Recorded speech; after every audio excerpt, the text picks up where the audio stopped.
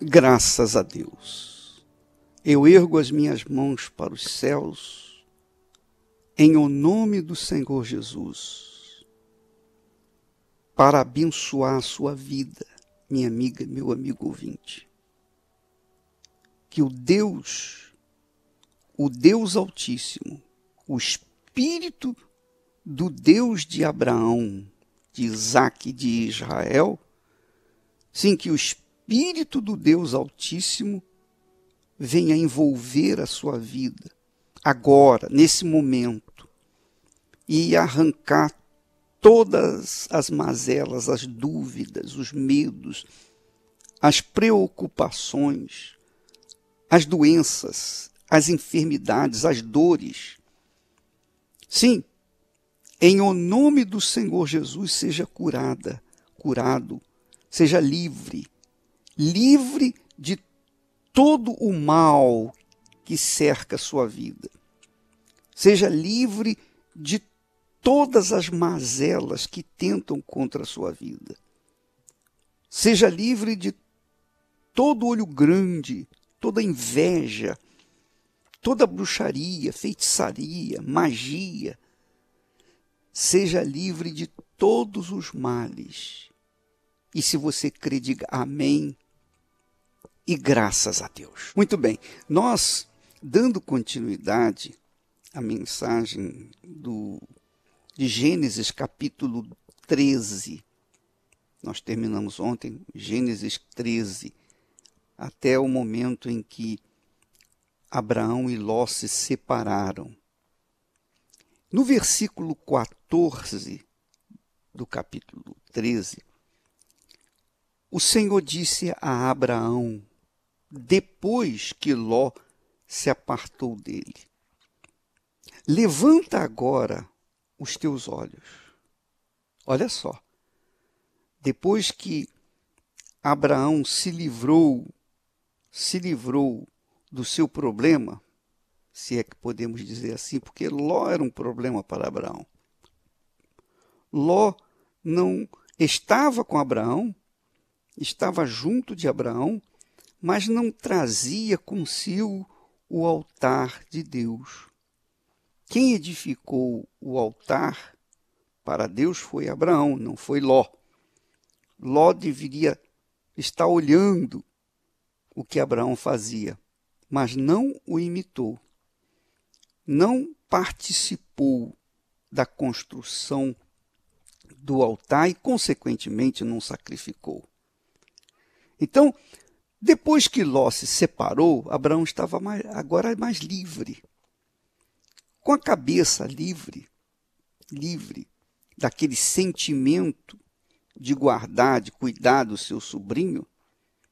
Então Deus aparece para ele e manda-o levantar os olhos. Levantar os olhos. Que bacana isso. Levanta agora os teus olhos.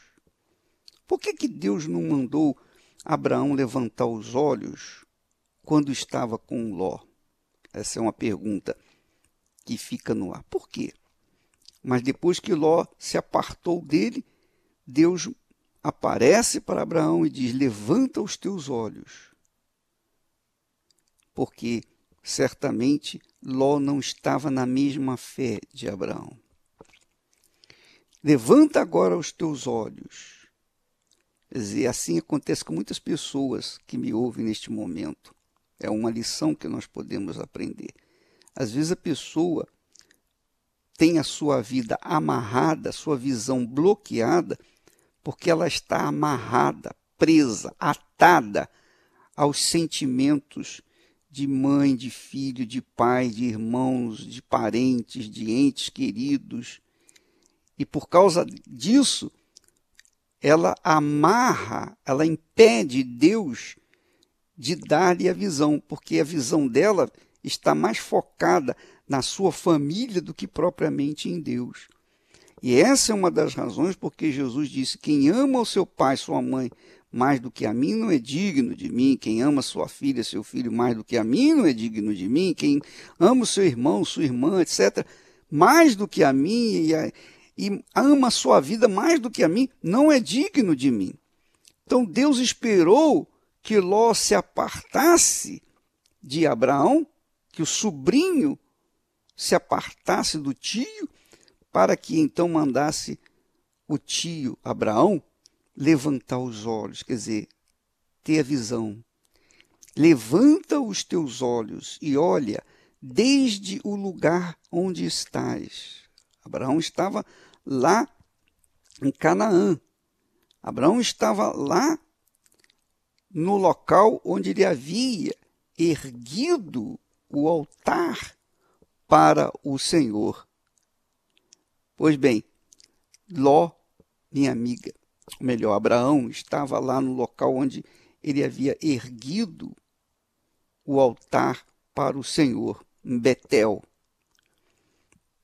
Então ele disse: olha para o norte, olha para o sul, e para o oriente, e para o ocidente. Porque toda esta terra que você está vendo, eu vou dar a ti e a tua descendência para ti, para sempre. Toda a terra é de Deus, ele é o Criador, ele dá a quem quer, a quem quiser.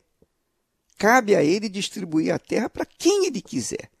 E ele escolheu Abraão para dar a terra de Canaã.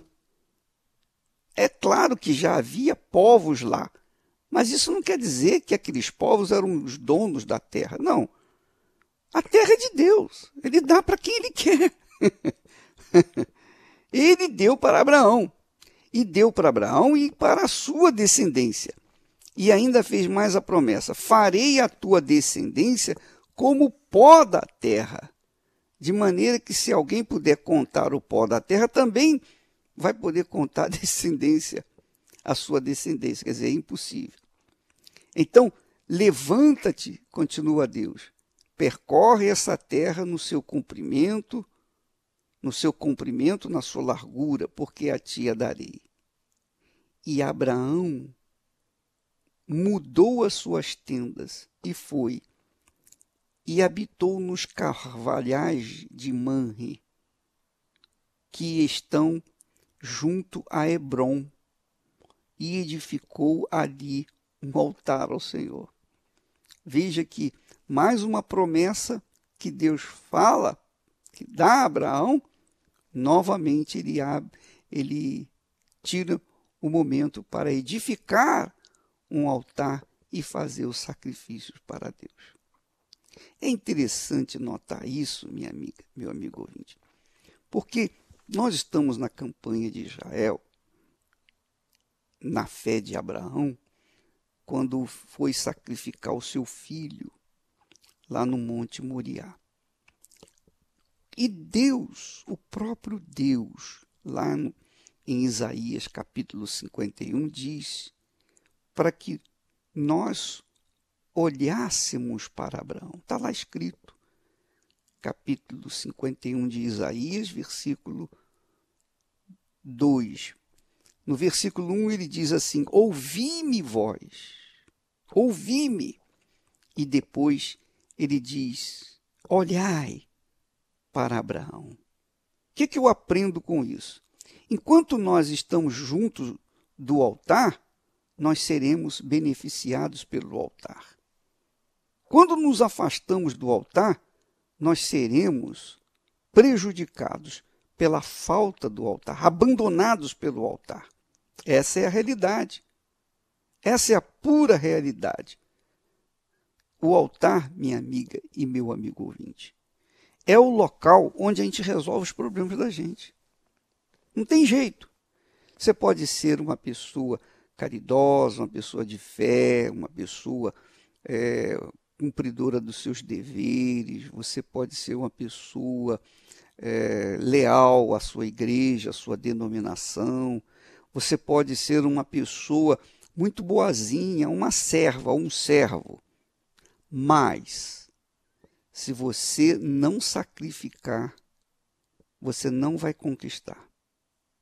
Eu duvido que você vá conquistar alguma coisa sem o sacrifício. Sem o altar, vivendo uma vida secular, como os incrédulos têm vivido, eles têm que sacrificar. Até os ladrões sacrificam. Os ladrões sacrificam quando eles colocam em risco as suas vidas para roubar. Essa é a realidade. Mas todos sacrificam. Todos sacrificam neste mundo. Não há como você conquistar alguma coisa neste mundo sem o sacrifício. Ora, bolas, imagine no reino dos céus. Jesus fala sobre isso. Quem quiser vir após mim, quer dizer, se alguém quiser me acompanhar, se alguém quiser chegar onde eu vou, se alguém quiser viver comigo, negue-se a si mesmo. Quer dizer, olha a prova aí. Olha o sacrifício aí. A pessoa tem que sacrificar. Tem que sacrificar. Se ela não sacrificar, ela não vai conquistar. A Igreja Universal do Reino de Deus é a Igreja do Sacrifício. É a Igreja do Sacrifício porque é a Igreja da fé. E não existe fé sem o sacrifício. Não há como a pessoa tomar posse pela fé de alguma coisa sem abrir mão de outra. É impossível, minha amiga, meu amigo ouvinte. A fé exige sacrifício. Abraão mostra isso. Por isso que Deus manda olhar para Abraão. Não é à toa que Deus mandou a gente olhar para Abraão. E eu vou dizer para você uma coisa. Eu esboço minha vida, eu projeto minha vida, eu decido minha vida, tudo de acordo com Abraão. Tudo de acordo com o que Abraão fez no passado. Eu imito Abraão. Eu procuro imitar Abraão. E por isso a Igreja Universal do Reino existe. Porque o Espírito Santo me faz olhar para Abraão. Olhe para Abraão. Aí vem o crente cascudo e diz assim, eu acho que a gente tem que olhar para Jesus. Olhando para Abraão, eu estou olhando para Jesus, porque foi Jesus quem o chamou. Foi Jesus quem levantou Abraão, foi Jesus que mandou olhar para Abraão, que manda olhar para Abraão.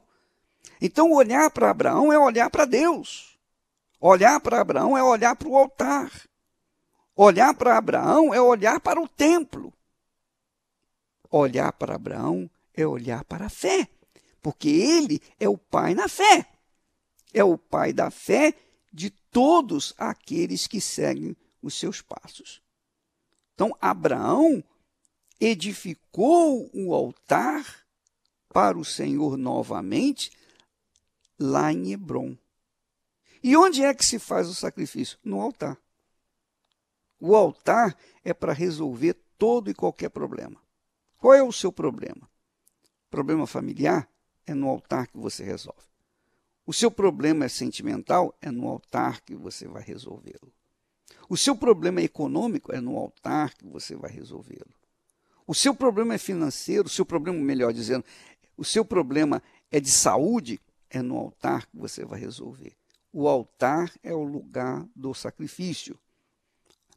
A partir do momento que você vai no altar, sobe no altar, sacrifica a sua vida no altar e permanece no altar, os seus pensamentos ligados no altar, que é Deus, que representa Deus, então do altar vai vir o suprimento das suas necessidades. Vai vir a provisão de Deus para você. Ele vai cuidar de você. Pois, minha amiga, meu amigo ouvinte, foi assim com Abraão. Foi assim com Abraão.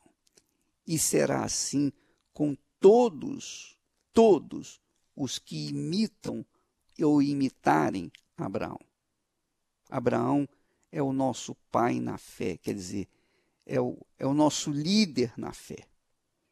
E quem guiou Abraão foi o Espírito de Deus. Foi ele quem guiou Abraão a ser o nosso pai na fé.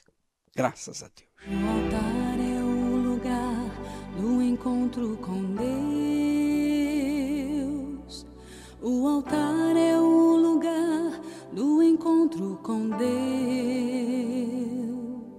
É o lugar de matar a carne e viver pelas obras do Espírito. É no altar que se pratica a fé. inteligente no Senhor Jesus Cristo. Um altar de Deus é feito para isso. Minha amiga, meu amigo ouvinte, você tem que renunciar à sua carne, você tem que renunciar à sua vontade, o seu eu, para abraçar o reino de Deus, para que Ele, o Senhor Jesus, venha reinar. Portanto, o reino de Deus é isso, Jesus reinando dentro de nós. Quando Ele vem e reina dentro de nós, na pessoa do Espírito Santo, que é o batismo com o Espírito Santo, então todas as demais coisas vão ser acrescentadas. É o caso dessa menina, a Keila. Vamos ouvi-la. Meu nome é Keila dos Santos, eu tenho 39 anos. A minha vida antes de receber o Espírito Santo, eu era uma pessoa muito triste, eu era uma pessoa nervosa. Eu me casei e mesmo assim eu continuei, sabe, nervosa. Eu trabalhava, eu cuidava da casa, não tinha paciência com meu esposo, não tinha paciência depois nasceu minha filha, não tinha paciência. E eu tinha uma vida que não era boa. E o meu fundo do poço foi quando eu descobri a traição do meu marido. Aí para mim foi, sabe, eu costumo dizer que não foi nem o fundo do poço, foi depois do fundo do poço que eu me senti a pior pessoa do mundo. Eu me senti... Nasceu uma mágoa muito grande dentro de mim devido a tudo isso que aconteceu. E eu me separei e aí eu comecei quase que a entrar em depressão mesmo, porque eu não tive estrutura para suportar aquilo. Foi quando numa noite eu olhei para minha filha, ela estava deitada, eu vi que eu tinha que mudar, que eu não podia mais continuar daquele jeito. Que eu tinha que buscar algo para minha vida, porque senão eu ia condenar a minha vida e a dela também. Na época ela estava com 5 anos. Foi onde eu vi que precisava mudar e foi assim que eu cheguei aqui. Participando das reuniões de quarta e domingo, eu vi que somente eu tendo o Espírito Santo é que eu ia mudar a minha vida. Foi onde eu comecei a buscar, eu comecei a orar, não perdia uma reunião, participava mesmo com vontade. Porque só com o Espírito Santo eu via os testemunhos, eu via as pessoas, né, relatando o mesmo fato que quando aconteceu comigo, elas também tinham passado por isso e elas conseguiram superar, conseguiram tirar toda a mágoa, né, toda a tristeza, todo aquele complexo de inferioridade que fica, que elas conseguiram vencer. Então eu vi que eu precisava do Espírito Santo também para poder passar por isso e vencer.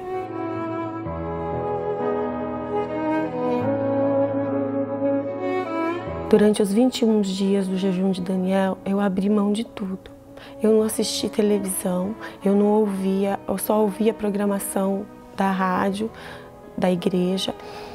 Eu não entrei em internet, Facebook, nada, nada. Eu só buscava o Espírito Santo. Procurei ler mais a Bíblia, procurei meditar mais na palavra de Deus. E durante esses 21 dias, eu acompanhava a programação do bispo pela rádio, às 23 horas. E eu fiz um propósito, porque eu queria muito, queria ir além. Eu fiz um propósito, eu particular, de buscar durante esses 21 dias, de joelho ali na minha cama, enquanto o bispo fazia a oração no rádio. Foi quando um dia eu fui batizada com o Espírito Santo.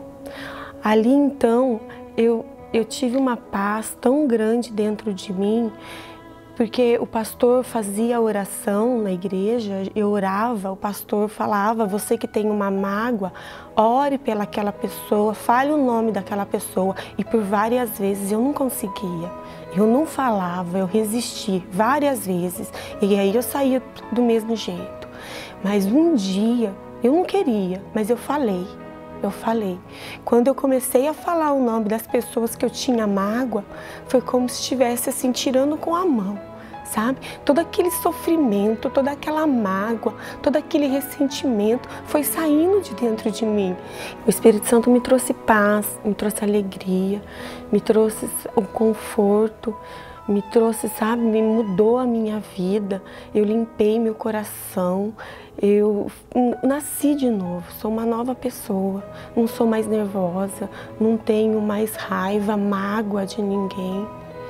Então foi uma mudança realmente por completo. Hoje em dia, quando surgem os problemas, eu vejo que não tem tanta importância assim, porque eu tenho o Espírito Santo e eu sei que eu vou vencer. E ele é a base, é o que sustenta, é o que nos fortalece, porque senão eu não teria conseguido sair da onde que eu saí, do fundo do poço que eu estava, eu não teria conseguido. Então, com o Espírito Santo, hoje em dia, a gente passa todas as barreiras. Pois é, você verifica que o Espírito Santo é o reino de Deus dentro de nós. Quando a pessoa recebe o Espírito Santo, ela recebe o Rei dos Reis dentro de si. E ela começa a viver no reino de Deus. Agora, vamos ver. Esse é o altar que Deus quer fazer. Ele quer fazer, formar, edificar dentro de você. E a Bíblia diz aqui, o apóstolo Paulo diz lá em 1 Coríntios, capítulo 9 e versículo 13, ele diz assim: e os que de contínuo estão junto ao altar participam do altar. Quer dizer, os que estão de contínuo junto ao Senhor, do Senhor recebem, participam das suas bênçãos. Vamos ouvir agora um testemunho de fé de pessoas, de uma pessoa que conquistou através da sua ida ao altar.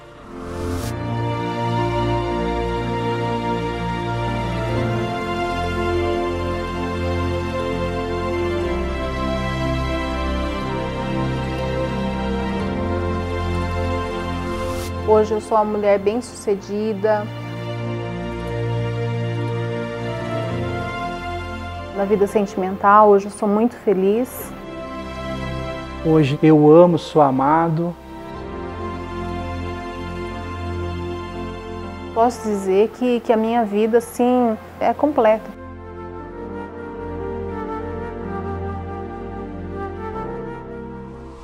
Eu venho de uma família muito humilde. Eu morava numa casa pequena e eu dormia até na mesma cama que a minha mãe e meu pai. E até a minha irmã mais velha, ela morava com minha avó, porque minha mãe não tinha condições de cuidar. Na época eu trabalhava com os meus pais na feira. Aí foi que eu conheci um rapaz, onde eu me apaixonei por ele, eu era muito jovem, né? E aí a gente começou a namorar, a gente namorou 3 anos e a gente se casou. Tive 2 filhos com ele, a gente até vivia bem. E aí de repente aconteceu uma tragédia, onde ele foi assaltado, ele levou 4 tiros e uma semana ele faleceu. Há um mês antes, a minha mãe ela deu um infarto nela. Então foi 2 tragédias praticamente juntas, né? Um mês de diferença eu tinha perdido a minha mãe e perdido o meu marido. E me vi sozinha, com os 2 filhos para criar. O mais novo tinha 3 anos e meio e o mais velho tinha 7 anos.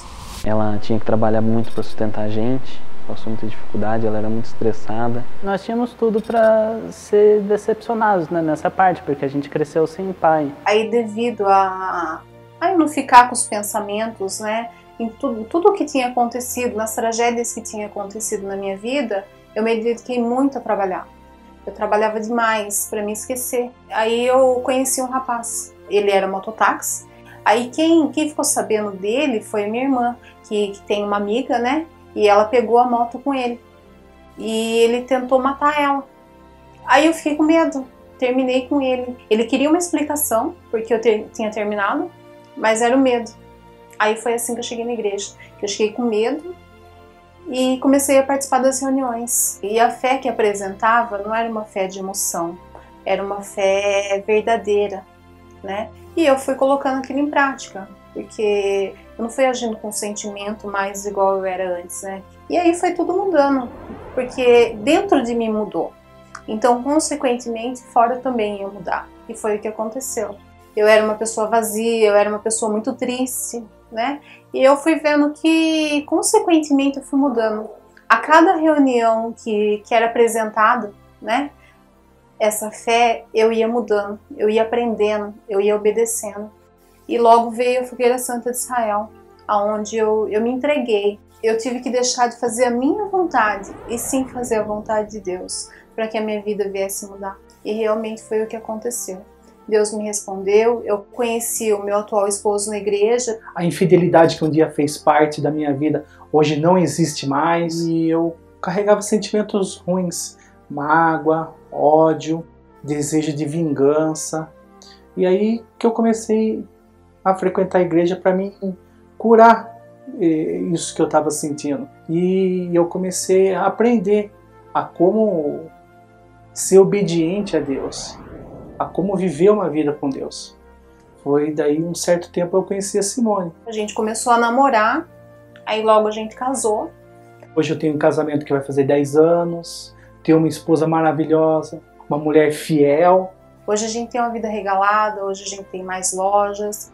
A gente tem loja na nossa cidade, tem lojas nas cidades vizinhas. Houve crescimento em todas as áreas, tanto na minha vida sentimental, quanto na vida dos meus filhos. Para quem não tinha uma cama para dormir, hoje a gente tem essa casa que ela é grande, ela é confortável, a gente tem piscina aquecida, tem uma outra casa aqui dentro desse condomínio, tem o meu carro, meu esposo tem o dele, meu filho tem o dele.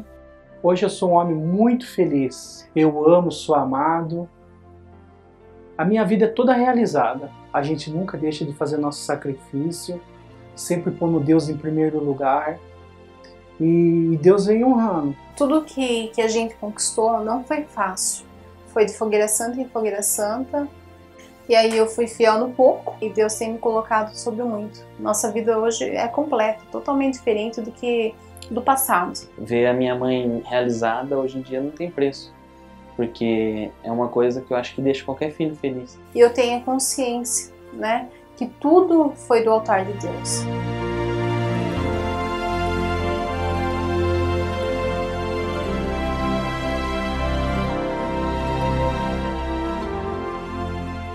Você pode verificar o seguinte, nós fomos fiéis no pouco, e Deus foi abençoando. Interessante. O que você tem, minha amiga, por mais que você tenha, é insignificante diante dos olhos de Deus. Esse pouco que você tem, por maior que seja para você, esse pouquinho foi Deus que lhe deu. E desse pouquinho é que Deus vai fazer crescer, multiplicar se você for fiel para com Ele. Porque quando Jesus disse, se fores fiéis, se você for fiel no pouco, sobre o muito será colocado, esse pouco é Ele que dá. E se a gente for fiel no pouquinho que a gente coloca no altar, então aquele pouquinho vai crescer, vai multiplicar. Essa é a fé da Fogueira Santa de Israel.